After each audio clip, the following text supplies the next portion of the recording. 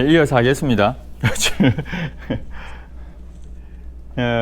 이제 죄 형벌 할 텐데요. 교재 보시면서 하는데 죄의 형벌, 여기서 제일 중요한 게 뭐냐면요, 이 주제에서 제일 중요한 것은 죄를 지으면 반드시 벌 받는다, 이게 핵심입니다. 죄를 짓고도 벌 안 받을 수 있나? 아닙니다. 죄를 지으면 반드시 벌 받는다. 누가 그러면 벌하냐 할 때 공의로우신 하나님께서 벌하신다. 이게 죄의 형벌에 있어서 핵심입니다. 하나님이 그 기준을 정해 주셨어요. 그게 뭐냐면 하나님의 율법이죠. 하나님의 말씀이죠. 또 하나의 기준이 있다면 양심입니다. 인간의 양심. 이러한 기준을 두고 이 기준에 어긋나는 것, 이 기준에 따라서 어기는 것을 죄라고 할 수가 있어요. 그런데 이 죄를 짓는 것은 결국 율법을 주신 하나님께 죄를 짓는 거죠. 그냥 내가 율법을 어겼다, 내 양심을 거슬렀다, 이게 끝이 아니라 죄를 짓는다는 말은 하나님께 죄를 지었다라는 말과 똑같은 겁니다. 그렇게 해서 죄로 인해서 결국 하나님이 우리에게 주신 창조의 목적을 상실하게 되었습니다. 처음에 하나님의 형상대로 사람을 창조하시고 하나님을 반영하고 대리하는 존재로, 그래서 하나님의 나라를 이루도록 하셨는데 그걸 상실해 버린 겁니다. 죄로 인해서. 그러니까 하나님이 원래 사람을 지으시고 가지고 있었던 사람에 대한 계획, 목적, 이게 다 상실되어 버린 거죠. 이게 이제 죄로 인해서 나타나게 된 것들입니다. 죄를 범한 자를 향한 하나님의 경고가 언제나 있습니다. 성경에 보면 죄를 범한 자들을 향해서 혹은 죄를 지으면 이렇게 된다는 내용에 대해서 하나님의 경고가 있다는 거예요. 창세기 2장 16절하고 17절은 선악을 알게 하는 나무의 열매를 먹으면 반드시 죽을 것이다, 반드시 죽는다, 죄값을 받는다라고 이야기합니다. 출애굽기 20장 5절은 3계명을 이야기하면서요, 질투하는 하나님이다 라고 하면서 너희가 죄를 지으면 내가 너희가 지은 그 죄에 대해서 반드시 그걸 갚아야 되는데 3, 4대까지 이르게 하겠다라고 표현하거든요. 반드시 갚는다라는 겁니다. 죄에 대한 형벌은 반드시 있다라고 성경은 이야기합니다. 그 예로 노아의 홍수를 들 수 있겠죠. 창세기 6장부터 나오는 9장까지 있는 이 노아의 홍수 사건은 결국 사람이 죄를 지어서 하나님이 형벌을 내린 사건입니다. 그래서 물로 모든 인류가 다 죽임을 당하는 일이 벌어지게 됩니다. 노아와 그 식구들 빼고는. 그러면 요한계시록 18장에 보면 또 하나의 이야기를 더하고 있어요. 그래서 요한계시록 18장 1절에서 5절인데요. 강의한 11페이지에 보면 있습니다. 강의한 11페이지에 보면 요한계시록 18장 1절에서 5절 말씀이 있는데 제가 읽어드리겠습니다. 이 일 후에 다른 천사가 하늘에서 내려오는 것을 보니 큰 권세를 가졌는데 그의 영광으로 땅이 환하여지더라. 힘찬 음성으로 외쳐 이르되 무너졌도다 무너졌도다 큰 성 바벨론이여. 여기서 큰 성 바벨론을 뭘 말하겠습니까? 이 세상을 말하죠. 귀신의 처소와 각종 더러운 영이 모이는 곳과 각종 더럽고 가증한 새들이 모이는 곳이 되었도다. 그 음행의 진노의 포도주로 말미암아 만국이 무너졌으며 또 땅의 왕들이 그와 더불어 음행하였으므로 땅의 상인들도 그 사체의 세력으로 치부하였도다 하더라. 또 내가 들으니 하늘로부터 다른 음성이 나서 이르되 내 백성아 거기서 나와 그의 죄에 참여하지 말고 그가 받을 재앙들을 받지 말라. 그의 죄는 하늘에 사무쳤으며 하나님은 그의 불의한 일을 기억하신지라. 노아 홍수 사건을 이야기하면서 그 당시에 죄로 인해서 완전한 세상의 심판이 임했습니다. 지금은 이 큰 성 바벨론, 이 세상을 말하고 있습니다. 이 세상이 어떤 상태가 되었는가? 여기 보면 귀신의 처소가 되었고 각종 더러운 영이 모이는 곳이 되었고 더럽고 가증한 새들이 모이는 곳이 되었다. 그만큼 죄악이 가득한 세상이 되었다는 거죠. 그래서 이 죄악이 가득한 세상은 무너지게 된다는 겁니다. 멸망이 임하게 된다. 그러면서 하나님이 하나님의 백성들을 향해서 뭐라고 이야기합니까? 거기에서 나오라 라고 이야기하죠. 그게 계시록 18장에 있는 내용입니다. 결국은 성경에 이 두 가지 예를 봤는데요. 죄로 인해서 멸망을 받게 될 것이다. 그 형벌을 받게 될 것이다 라는 이야기를 분명하게 하고 있습니다. 이 죄에 대한 이 형벌은 생각할 때 내가 이 세상에 살다가 여기에서 내가 지은 죄에 대해서 벌을 받고 또 죽으면 그것으로 끝인가를 이제 질문을 하게 됩니다. 그래서 사람들이 그러면 죄를 짓고 살아도 안 되겠나 이러면서 쾌락을 추구하고 막 살아가죠. 왜냐하면 이 세상이 끝이라고 생각하니까. 근데 성경은 이 세상이 끝이라고 말하지 않아요. 인간이 죽으면 그것으로 끝이 아니라 둘째 사망 곧 불못이 있다라고 이야기합니다. 계시록 20장인데요. 20장 12절에서 15절 그 다음 페이지에 12페이지에 보면 있습니다. 12절에서 15절 또 내가 보니 죽은 자들이 큰 자나 작은 자나 그 보좌 앞에 서 있는데 책들이 펴 있고 또 다른 책이 펴졌으니 곧 생명책이라. 죽은 자들이 자기 행위를 따라 책들에 기록된 대로 심판을 받으니 두 책이 있습니다. 그죠? 그래서 한 책에는 그 행위에 따라 심판을 받는 내용이 있고 또 하나는 생명책이 있어요. 바다가 그 가운데서 죽은 자들을 내주고 또 사망과 음부도 그 가운데서 죽은 자들을 내주매 각 사람이 자기의 행위대로 심판을 받고 사망과 음부도 불못에 던져지니 이것은 둘째 사망 그 불못이라. 누구든지 생명책에 기록되지 못한 자는 불못에 던져지리라. 이 세상이 끝이 아니라는 이야기를 합니다. 죄의 형벌은 여기에서 끝나는 것이 아니라 내가 죽은 이후에 둘째 사망이 있다라는 것을 성경은 분명하게 이야기하고 있습니다. 형벌을 내리시는 이유가 뭐겠습니까? 하나님이 죄에 대해서 반드시 벌하시는 이유는 하나님이 공의로우시기 때문입니다. 공의로우신 하나님은 죄에 대해서 심판을 하시는 거죠. 그래서 공의의 영광을 드러냅니다. 신명기 32장 4절에 보면 그는 반석이시니 그가 하신 일이 완전하고 그의 모든 길이 정의롭고 진실하고 거짓이 없으신 하나님이시니 공의로우시고 바르시도다. 하나님은 공의로우시기 때문에 반드시 죄에 대해서는 벌을 내리신다라는 내용입니다. 뿐만 아니라 베드로전서 1장 15절에서 17절은 그로 인해서 두려움을 갖게 되는 것이고요. 그로 인해서 거룩함을 추구하게 된다고 이야기하고 있습니다. 죄로 나타난 결과들은 이 세상에 슬픔, 아픔, 자연재해 등등 엄청 많습니다. 그러나 궁극적으로 이 죄의 결과가 의미하는 바는 사망, 죽음이라는 거예요. 그래서 이 사망, 이 죽음이라는 것이 어떤 것인가를 크게 네 가지로 이야기합니다. 죄의 형벌로 주어지는 죽음에 대한 이야기입니다. 죄의 형벌은 반드시 있습니다. 공의로우신 하나님이 벌하십니다. 성경에 보더라도 노아의 홍수 이야기나 요한계시록에 우리가 18장에서 보았던 것처럼 이 세상도 결국 멸망하게 될 것이다 라는 이야기를 성경을 하고 있어요. 그런데 이 죄의 형벌로서 주어지는 궁극적으로 주어지는 것이 이제 죽음이라면 이게 의미하는 바가 무엇인가를 생각해 봐야 됩니다. 창세기에 보면 반드시 죽으리라고 했잖아요. 그걸 먹으면. 그래서 이제 죽게 됐죠.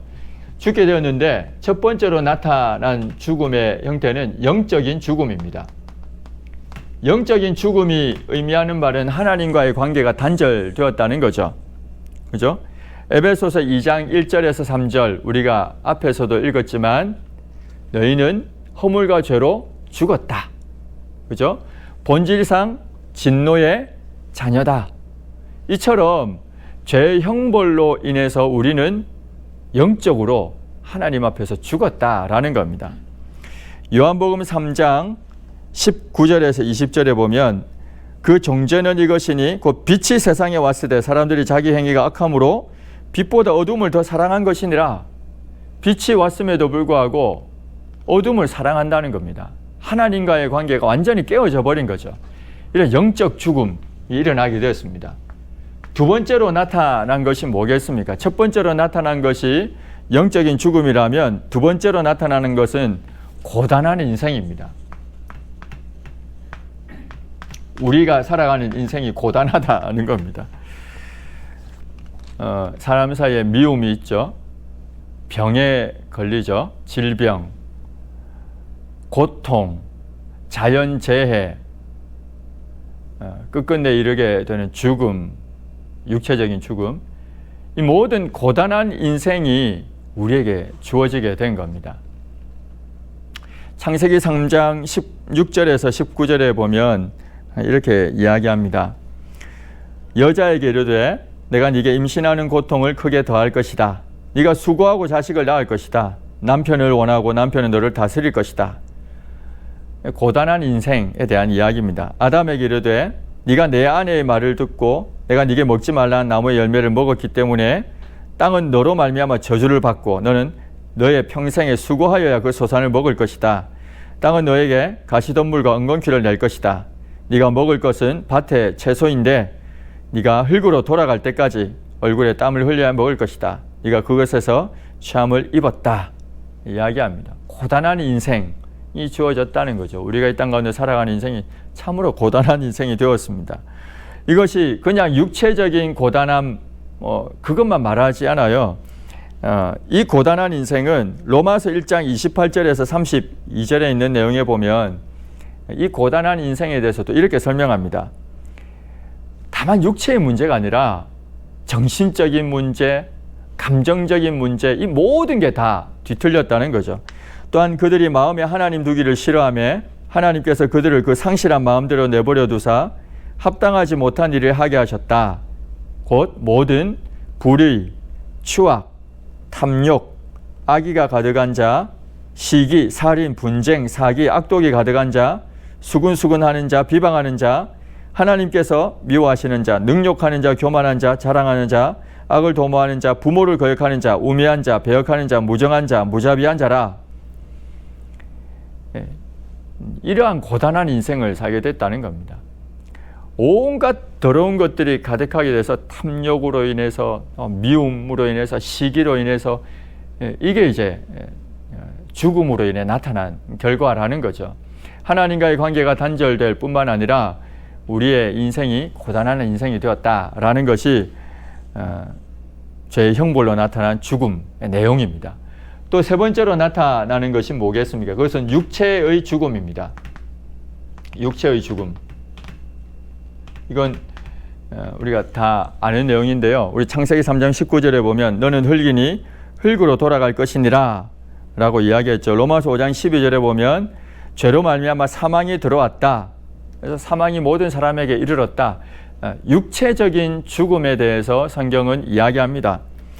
여기에는 나와 있지 않지만 히브리서 9장 27절에 보면 한 번 죽는 것은 사람에게 정해진 것이다. 반드시 죽는다라는 겁니다. 그래서 육체의 죽음이 있다는 거죠. 네 번째는 육체의 죽음으로 끝나지 않는다라고 했잖아요. 둘째 사망, 불못이 있다고 했습니다. 둘째 사망, 불못이 있습니다. 이 땅에서 육체 죽는 것으로 끝나지 않고 이 죄의 형벌로서의 죽음은 둘째 사망, 불못이 있다는 겁니다. 요한계시록 20장 15절에 보면 그 이야기를 분명하게 하고 있습니다. 우리 히브리서 9장 27절에도 한 번 죽는 것은 사람에게 정해진 것이요 그 외에는 심판이 있다. 그 심판을 통해서 결국 둘째 사망, 악인들은 들어가게 된다라는 겁니다. 의인은 예수님을 믿어서 의롭게 된 사람은 죽으면 그의 영혼이 낙원으로 가죠. 악인은요, 예수님을 믿지 않아서 의롭게 되지 못한 악인들은요, 어디로 갑니까? 음부라고 표현을 하는데 음부에 들어가게 됩니다. 그런데 예수님이 재림하시게 되면 의인들은 새하늘과 새 땅, 그죠? 악인들은요, 둘째 사망, 불못에 들어가게 된다. 이렇게 우리가 정리해 볼 수가 있을 겁니다. 죄의 형벌은 반드시 있다라는 겁니다. 그래서 우리가 모든 사람이 다 죄인이기 때문에 죄의 형벌을 이제 반드시 받게 되는데, 성경에 보더라도 노아의 홍수나 요한계시록 18장에서 나타난 그 심판에 대한 이야기를 성경을 통해서 얼마든지 확인할 수가 있습니다. 그러나 실제로 이 죄의 형벌로 우리가 죽게 되었다라고 할 때 우리가 어떤 상태가 되었는가라고 하면, 사람은 영적으로 하나님과의 관계에서 완전히 단절이 되고 이 땅에는 고단한 인생을 살 수밖에 없고 육체의 죽음을 우리가 경험을 해야 되고, 그것으로 끝이 아니라 악인들은 둘째 사망, 불못에 던져진다. 이것이 죄의 형벌에 관한 내용입니다. 그래서 죄의 형벌에 관한 내용 잠시 말씀을 드렸고요. 이제 남아있는 게 구속 언약하고 은혜 언약이죠. 두 가지 하도록 하겠습니다. 인간론 주제가 너무 많죠. 주제가 많아가지고 사실은 제가 주제 하나씩 하는 게 1시간씩 해야 될 분량인데, 최대한 제가 줄여서 지금 핵심 내용을 말씀을 드리고 있습니다. 그래서 우선 오늘 강의한 내용을 나중에 유튜브를 통해서라도 다시 한번 이렇게 들으시고 정리가 되면 인간론에 대해서는 그나마 이렇게 정리가 될 거라고 생각합니다. 구속 언약하고 은혜 언약은 이번 여러 번 얘기했는데요. 언약에 대한 이야기를 간단하게 할게요. 그 언약은 언약을 맺는 두 대상이 있죠. 그죠? 언약이라고 하면 뭐 하나님과 사람, 아니면 사람 사이 이렇게 약속을 하잖아요. 언약을 맺는 두 당사자가 반드시 존재합니다. 언약이라고 할 때는. 근데 언약을 맺을 때 뭐 여러 가지 막 이야기를 하는데, 때로는 생명을 내어 걸고 약속을 하게 돼요. 이 약속을 내가 반드시 지키겠다. 하나님의 이름을 공부할 때 기억나실런지 모르겠는데요. 우리 신론 지난 학기 때 했던 거지만, 구약에 나타난 하나님의 이름 중에 크게 세 가지 이야기했습니다. 하나는 엘로힘, 하나는 여호와, 하나는 아도나이, 크게 세 가지 이야기했습니다. 물론 샤다이 이야기도 했지만, 근데 여호와라는 이름의 뜻이 무엇인가 라고 할 때 스스로 계신 분이다 라는 뜻을 가지고 있지만, 또 여호와라는 이름은 하나님께서 언약을 맺은 하나님의 백성과의 그 관계에 있어서 반드시 약속을 지킨다라는 의미로 여호와 이름을 부릅니다. 그러니까 신실하신 하나님, 언약을 지키시는 하나님, 백성과 맺은 언약을 어기지 않고 반드시 지키시는 하나님 할 때 여호와라는 하나님의 신명 이름을 씁니다. 이 하나님은 이처럼 생명을 걸고 언약을 맺으시는 장면들이 나와요. 그래서 언약에 대한 이야기를 잠시 하려고 합니다. 우리가 이미 공부했던 것 중에 하나가 행위언약입니다. 행위언약. 그래서 행위언약. 행위언약의 핵심은, 행위언약을 맺을 때 하나님이 사람과 맺었는데 이 사람은 타락하기 전이었죠. 그죠? 타락하기 전에 행위언약을 맺었잖아요. 타락하기 전에 행위언약을 맺어서 순전한 사람, 죄를 짓지 않을 수 있는 상태에, 안 지을 수 있는 그런 상태의 사람과 언약을 맺었어요. 그래서 순종하면 생명에 이르게 될 것이고, 불순종하면 사망에 이르게 될 것이다. 이게 행위언약의 내용이었습니다. 우리가 공부했던 내용이고요. 근데 이 행위언약을 맺으시기 전에 우리가 조금 전에 공부했던 내용 중에 어떤 게 있었는가 하면, 하나님의 행위언약을 맺으시기 전에, 창세 전에 하나님 사이에 언약을 맺은 게 있다고 했습니다. 택한 자들을 구원하기 위한, 그걸 구속 언약이라고 합니다. 구속 언약. 구속 언약은 하나님과 사람이 맺은 언약이 아니에요.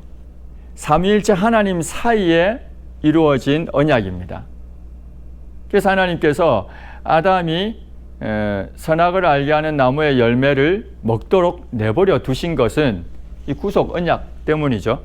그죠? 구속 언약, 은혜로 주어지는 겁니다. 왜냐하면 사람은 가변적인 존재이기 때문에 언제든지 마귀의 시험에 넘어갈 수 있기 때문에 하나님이 허용하시고 대신 확실한 것, 은혜를 베풀어 주는 거죠. 구속 언약입니다. 구속이라는 말은요, 그 헬라어로 이야기할 때 뭐 엑사고라조 뭐 이런 얘기 혹시 설교 시간에 들어보셨는지 모르겠는데 뜻이 무엇인가 하면 노예가 있으면 이 노예를 값을 지불하고 사서 자유하게 내어주는, 자유하게 하는 것이 구속입니다. 다른 말로 속량 이렇게도 이야기하죠. 그래서 구속은 누군가를 구속한다 그런 구속이 아니라 자유하게 하는 겁니다. 자유하게 하는데 값을 지불하죠. 값을 지불합니다. 값을 지불합니다. 반드시 값을 지불해서 그 사람을 사고 이제 자유하게 내어주는 그걸 구속이라고 이야기합니다.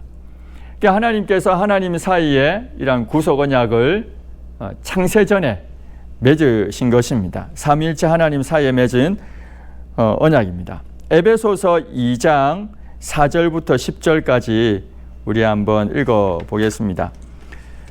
교재 14쪽에 있는데요. 3절까지는 앞에서 우리가 계속 읽었던 내용이니까 4절부터 보면요. 긍휼이 풍성하신 하나님이 우리를 사랑하신 그 큰 사랑을 인하여 허물로 죽은 우리를 그리스도와 함께 살리셨고 너희는 은혜로 구원을 받은 것이라. 또 함께 일으키사 그리스도 예수 안에서 함께 하늘에 앉히시니 이는 그리스도 예수 안에서 우리에게 자비하심으로써 그 은혜의 지극히 풍성함을 오는 여러 세대에 나타내려 하심이라. 너는 그 은혜에 의하여 믿음으로 말미암아 구원을 받았으니 이것은 너희에게서 난 것이 아니요 하나님의 선물이라. 행위에서 난 것이 아니니 이는 누구든지 자랑하지 못하게 함이라. 우리는 그가 만드신 바라 그리스도 예수 안에서 선한 일을 위하여 지으심을 받은 자니 이 일은, 그 뒤에 같이 한번 읽어요. 이 일은부터 시작. 이 일은 하나님이 전에 예비하사 우리로 그 가운데서 행하게 하려 하심이니라. 이 일은 하나님이 전에 예비하셨다 이야기하죠. 창세 전에 하나님이 작정해 둔 거라는 겁니다.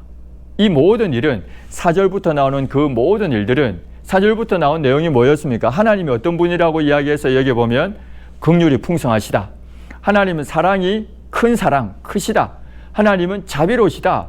근데 이 하나님께서 어떻게 하셨는가 하면 그리스도 안에서, 그죠? 그리스도와 함께 구원하는 겁니다. 어떤 방식으로요? 은혜로. 그래서 믿음을 주시죠. 근데 이 믿음도 선물이라고 이야기합니다. 믿음이 작용할 때 성령 하나님께서 믿음을 작용하게 하는 겁니다. 택자에게서. 그래서 선물이라는 거죠. 믿음도 내 것이 아니라는 겁니다. 그렇게 해서 하나님이 구원하는 거예요. 그리스도 안에서 하나님께서 택한 그 모든 사람들에 대해 은혜를 주시고 믿음을 더하셔서 그를 생명 얻게 하는 이 구원의 일, 이 일이 전에 예비하셨다. 하나님이 전에 창세 전에 이미 작정된 것이다 라는 겁니다. 신론 시간에 또 배웠던 내용인데요. 작정과 예정을 배웠죠. 작정은 이 세상에 일어나는 모든 일에 대해서 작정되었다는 것이고, 예정은 어떤 사람은 구원하기로 택하고 어떤 사람은 구원하지 않고 그냥 내버려 두었다. 유기. 그걸 예정이라고 했잖아요. 이 예정이 언제 일어났습니까? 창세전에. 그래서 구속 언약이라고 하는 것은 창세전에 삼위 하나님 사이에 있었던 언약을 말합니다. 에베소서 1장 3절에서 6절에 보면 찬송하리로다 하나님 곧 우리 주 예수 그리스도의 아버지께서 그리스도 안에서 하늘에 속한 모든 신령한 복을 우리에게 주시되 창세전에 그리스도 안에서 우리를 택하사 우리로 사랑 안에서 그 앞에 거룩하고 흠이 없게 하시려고 그 기쁘신 뜻대로 우리를 예정하사 예수 그리스도로 말미암아 자기 아들들이 되게 하셨다. 이렇게 이야기하거든요. 결국은 하나님 사이에 있는 구속 언약, 우리가 예정으로 배웠던 그 내용이 있다라는 겁니다. 그래서 우리가 구속 언약이라고 이야기했습니다. 그래서 이 구속 언약을 가진 이제 하나님의 큰 뜻이 있잖아요. 하나님의 뜻은 분명하죠. 하나님이 언제요? 창세 전에 그리스도 안에서, 그죠? 중요한 것, 그리스도 안에서 하나님께서 택한 자를 구원하기로 작정하셨다. 이게 이제 전체 구속 언약의 내용이잖아요.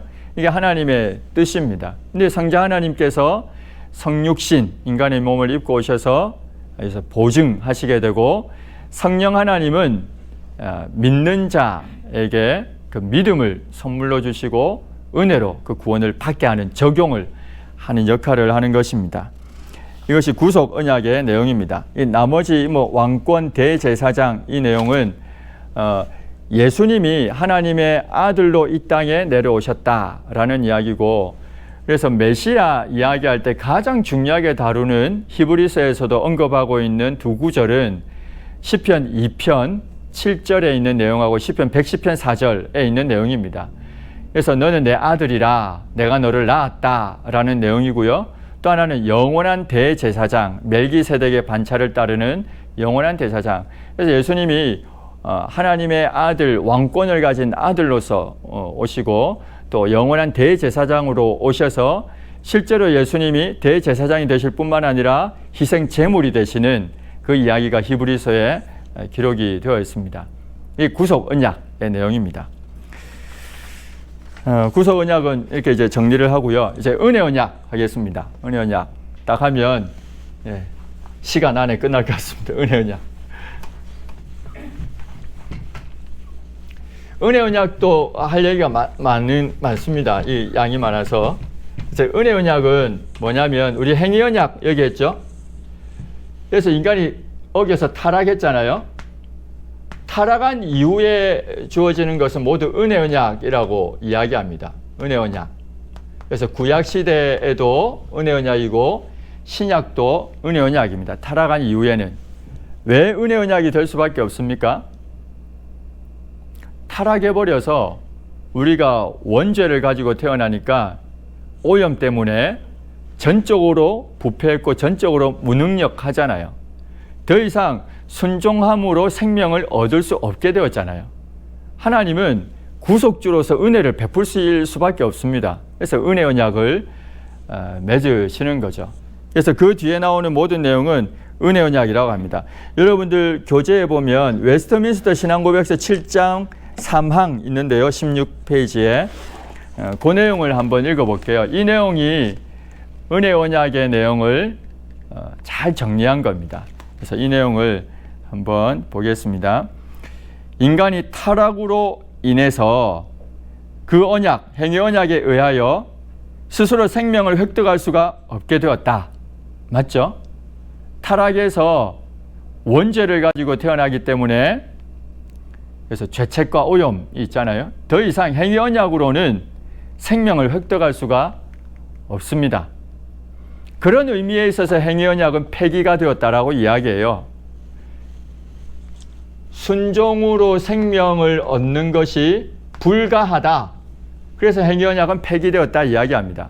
반면에 불순종으로 인한 사망은 여전히 유효하죠. 불순종으로 인한 사망은 여전히 유효하잖아요. 지금 불순종할 수밖에 없는 존재가 되어버렸으니까, 사망에 이르게 되지 않았으니까, 죄의 형벌로. 사망 이야기하면서 죽음 이야기하면서 4단계도 막 이야기했잖아요. 이것은 여전히 유효한 거죠. 이런 의미에 있어서 행위 언약은 유효합니다. 그러나 순종으로 인해 생명에 이르게 된다라는 의미로서의 행위 언약은 폐기되었다라고 이야기해요. 그래서 여기 보면 더 이상 이제 생명을 획득할 수가 없게 되었다라고 이야기합니다. 그래서 이제 두 번째 언약을 주세요. 하나님이 이 두 번째 언약을 은혜 언약이라고 일컬어진다라고 이야기합니다. 두 번째 언약이라고 한 것은 행위 언약을 첫 번째로 두고 두 번째, 이걸 이제 은혜 언약 이렇게 이야기합니다. 은혜라는 거죠. 은혜로 주어지는 것이다. 구속주로서. 그것에 의해서 주님은 죄인들에게 예수 그리스도를 믿는 믿음을 요구하신다. 핵심이 예수 그리스도를 믿는 믿음. 그로 인하여 생명과 구원을 값없이 주신다. 공로가 아니다는 거죠. 값없이 주신다. 그들로 하여금 구원을 받도록 하신다 라고 했습니다. 그 요구하시는 믿음은 그러면 우리가 뭘 해야 되는가? 그 뒤에 나오는 내용을 보면요. 그리고 생명에 이르도록 작정된 모든 사람들에게 성령을 주시어 택자들, 예정 가운데 택한 그 모든 사람들에 있어서는 성령을 주시어 그들로 하여금 기꺼이 믿으며 또한 믿을 수 있도록 하신다. 믿음도 성령 하나님에 의해서 주어진 선물이다 라는 이야기를 여기서 하고 있습니다. 요한복음 3장 16절은 잘 아는 은혜 언약의 내용, 그 핵심을 담고 있는 내용입니다. 하나님이 세상을 이처럼 사랑하사 독생자를 주셨다. 이는 그를 믿는 자마다 멸망하지 않고 영생을 얻게 하려 하심이라. 이게 은혜 언약의 핵심적인 내용이죠. 은혜 언약은 언제 주어졌는가? 사람이 타락한 직후에 주어진 것입니다. 원시복음이라고 하는 창세기 3장 15절에 보면요. 여자의 후손, 뱀의 머리를 상하게 할 여자의 후손을 여기에서 말하고 있습니다. 그래서 로마서 10장, 또 갈라디아서 3장 11절, 이사야 53장 6절 이 내용들은 예수 그리스도께서 우리의 죄를 대신 짊어지신다. 이것을 믿는 믿음으로 구원받는다. 그 내용입니다. 그래서 성령으로 인해서 믿음을 얻게 된 것입니다. 이게 은혜 언약의 내용이고요. 생명에 이르도록 작정된 모든 사람들은 다 은혜를 받습니다. 택함을 받은 모든 사람들, 그 내용입니다. 사도행전 13장 48절에 보면 이방인들이 듣고 기뻐하여 하나님의 말씀을 찬송하며 영생을 주시기로 작정된 자는 다 믿더라. 작정된 자는 모두 이제 믿어서 구원을 받는다라는 내용입니다. 이게 은혜 언약의 내용입니다. 그러면 구약과 신약에서 은혜 언약이 이제 어떻게 나타나는가만 설명을 잠시 드리도록 하겠습니다. 구약은 은혜 언약이 많이 나타났죠. 노아 언약으로도 나타났죠, 그죠? 무지개로 이야기되는 노아 언약, 또 아브라함 언약 있죠. 다윗 언약, 또 아브라함 언약 다음에 이제 모세 언약도 있고요. 다윗 언약, 또 새 언약, 여러 언약들이 있습니다. 구약에 있는. 그 중에 두 가지만 볼 텐데요. 하나는 아브라함 언약이고요. 하나는 모세 언약입니다. 모세에게 주어진 언약, 아브라함에게 주어진 언약 두 가지만 생각해 볼게요. 창세기 공부했던 내용이지만 이게 중요하기 때문에 다시 봅니다. 15장 6절에 보면 아브라함이 믿어서 의롭다함을 받았죠. 창세기 22장에 이제 건너가 보니까 18절에 너의 씨 이야기했죠. 그게 아까 갈라디아서에 보니까 그리스도다라는 이야기했잖아요. 그래서 아브라함이 예수 그리스도를 바라보고 믿음을 가지고 있었다라고 했잖아요. 요한복음 그 8장에 56절에 보니까 이 모든 내용들을 볼 때 아브라함과 맺은 언약의 내용도 핵심은 믿음이라는 것을 알 수가 있죠. 아브라함의 믿음을 본다는 겁니다. 그래서 아브라함 언약 같은 경우에도 중보자의 약속에서 이신칭의 믿음으로 의롭다함을 받았다. 이걸 확인하게 돼요. 아브라함 언약에서 이신칭이 중요한 거 이신칭의. 그리고 이신칭의 안에는 중보자의 내용도 있었죠. 그죠? 창세기 22장에. 그래서 여기 아브라함 언약을 확인했고요. 모세 언약은 우리가 생각할 때 모세 언약은 쉽게 말하면 율법을 주셨습니다. 시내산에서 율법을 주셨고 나중에 모압에 가서도 또 두 번째로 율법을 또 이제 백성들에게 이야기합니다. 하나님께로 받아서. 그게 이제 모세 언약이라고 할 수가 있을 텐데요. 모세 언약의 핵심은 율법에 순종하면 생명에 이르고 불순종하면 사망에 이른다. 행위 언약의 내용과 똑같습니다. 그런데 모세 언약은 다른 게 있어요. 불순종하면 사망에 이른다. 끝이 아니라 그래서 뭐가 주어집니까? 제사. 제사 5가지 제사 막 나오잖아요. 7가지 절기들 막 나오죠. 의식들 나오죠. 그래서 주어진 것들입니다. 이걸 통해서 결국 누구를 바라보게 하는가 하면 예수님을 바라보게 하는 겁니다. 죄를 지으면. 모압 언약 가운데 가면 시내산 언약 말고 신명기에 나오는 그 언약의 내용에 보면 축복의 말씀을 선포할 때는 레위인들, 제사장들이 그리심산에 서게 되고요. 저주의 말씀을 선포할 때 신명기 28장 그때 제사장 레위인들은 어디에 서는가 하면 에발산에 서게 됩니다. 에발산에서는 저주의 말씀을, 그리심산에서는 축복의 말씀을 전해요. 근데 제단은 어디에 세웠겠습니까? 제단, 제사 지내는 단. 저주의 말씀이 선포되는 에발산에 세웁니다. 왜요?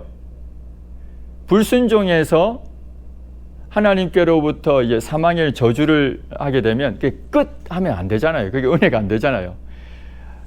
중보자, 제사를 통해서 중보자를 바라보게 하는 겁니다. 그래서 제단을 에발산에 세웁니다.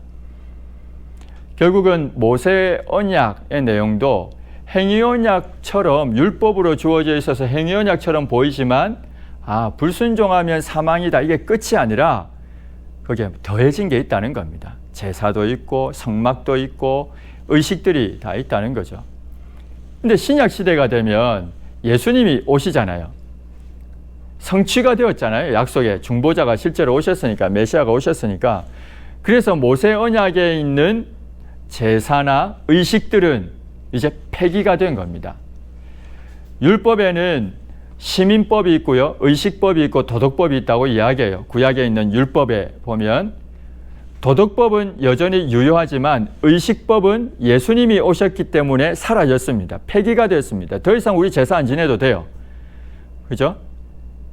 의식법은 다 폐기가 돼서 예수님이 오셨기 때문에, 실체가 왔기 때문에. 그래서 구약과 신약의 큰 차이는 구약이 그림자라면 신약은 실체라는 겁니다. 실체이신 예수님이 오셨기 때문에 더 이상 불순종하면 사망에 이르기에 제사와 의식 이걸 다 지켜야 된다 하고 하는 그 모든 의식들이 예수님으로 인해서 성취가 되어서 다 폐기가 된 것입니다. 더 이상 하지 않아도 돼요. 유월절 의식 더 이상 안 치러도 됩니다.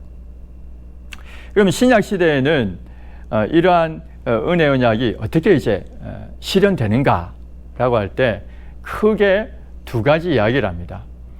하나는 말씀의 선포죠.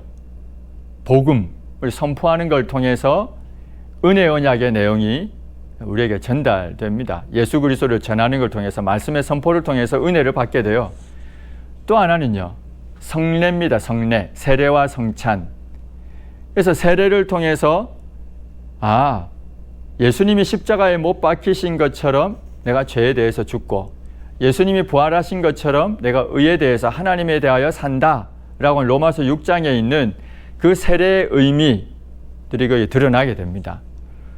뿐만 아니라 성찬을 통해서 예수 그리스도께서 십자가에 자신의 몸을 찢으시고 피를 흘리신 것을 떠올리게 하고 그것을 경험하게 하는 겁니다. 그게 성찬의 모습인 거죠.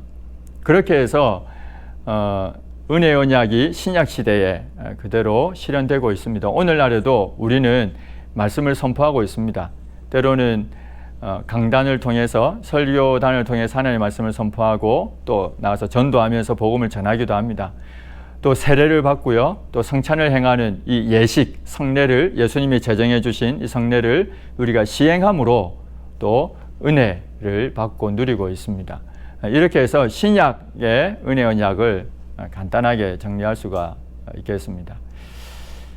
네, 시간이 되어서 제가 시간 전에 항상 마치려고 20분까지거든요, 원래. 그래서 지금 3, 4분 빨리 마쳤으니까 이렇게 마치도록, 한 5분 빨리 마쳤네요. 마치도록 하고, 다만 내용이 너무 많습니다. 솔직히 오늘 다룬 내용은 다른 어떤 시간보다 많은 내용을 다뤘어요. 근데 이제 강의안도 강의안이지만 다시 한번 그 유튜브 영상을 통해서 핵심적인 내용들만 한번 짚어보시면 좋겠습니다. 그리고 이제 그 레포트는, 숙제는 18쪽에 있는데요. 죄의 결과인 죽음에 대해 4단계로 설명해 보세요. 이렇게 했는데, 죄의 형벌로 사망에 이르게 되었죠. 그 사망이 실제로 어떻게 이루어지느냐, 영적인 죽음이고 고단한 인생이고 육체의 죽음이고 둘째 사망이고 했던 그 이야기입니다. 그리고 행위 언약, 구속 언약, 은혜 언약에 대해서 설명해 보세요. 제가 설명을 했으니까 그건 알아서 이제 다 정리를 한번 간단하게 해보시면 될 것 같습니다. 혹시 질문이 있습니까? 질문 없는 것으로 알겠습니다. 제가 잠시 한번 기도하고 그래도 이제 마무리하니까 기도하고 마치도록 하겠습니다. 하나님 아버지 참으로 감사합니다. 타락한 우리 모든 인류의 그 죄를 대신 짊어지시고 십자가의 죽으심으로 우리의 죄를 용서하시고 영원한 생명을 구원을 저희들에게 더하여 주시니 참으로 감사합니다.